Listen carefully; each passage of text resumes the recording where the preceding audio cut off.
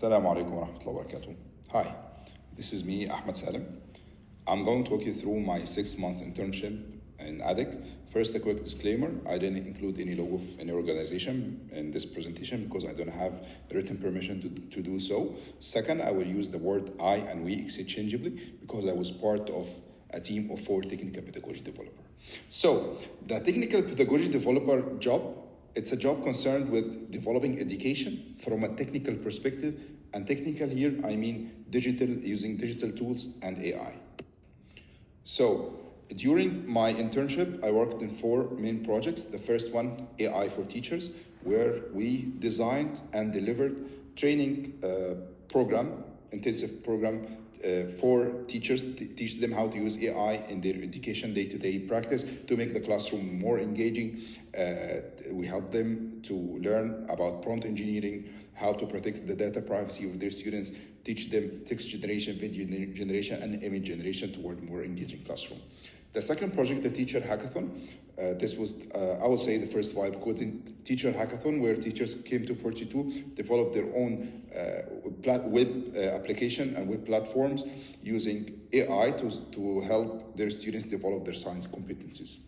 Third project is the winter bootcamp for students 15 to 18 years old, where students learned web development, then generative AI, then they participated in a hackathon competing against each other. They built their websites using AI, and they included the AI part in chatbots and other solutions to help them get personalized learning and help them overcome learning difficulties. Finally, the core project, which is Assessment Hub. It's an AI-powered platform that helps students practice science competencies and skills, where students take assessment and get instant feedback by AI. So focusing on Assessment Hub, our main project, I spent most of the internship working in this project. So starting with the system architecture, of course, we compared between going microservice or monolithic architecture. We choose the microservices based on the business case we have in our hands, because this assessment platform will be in hands of thousands and thousands of students. So we need something that's scalable and easy to maintain. I worked in the back-end side. I used Django and Azure SQL for the database, for containerization, Docker and Docker Compose. For the web server part, we used Nginx. While developing the platform, we kept our customers close to us to give them like the best user experience possible ever, and this was shown clearly while providing the kind of actionable feedback that helps students doing active learning not only take the correct answer and that's it.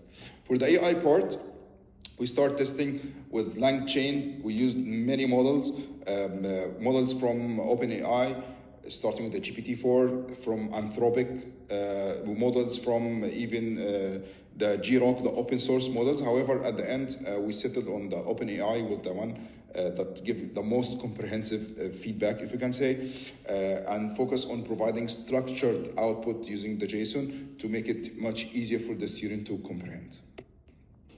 So the development journey starts with the collecting requirements from the assigned department, then building the platform. I was in the Django part as discussed. Then doing the testing for the grading part, which is very tricky. Why? Because now the AI is competing with teachers, so we run thousands of testing for the same question, make sure it's 100% accurate, giving the same correct grade for this question, to make sure the grading is perfect, to avoid any biases in the grading, and also review with the feedback and try many prompt injection, doing stress testing, and it works very good. Here comes the deployment part. We went live, we put the assessment in platform in the hands of the students, and it comes the maintenance part, and the closing the tickets was like an amazing learning experience to make this platform smooth experience. Finally, the key learning outcomes of my internship, I would say first, keep your customer or your user close to you in all steps in the software development life cycle. This will make sure you are building something relevant.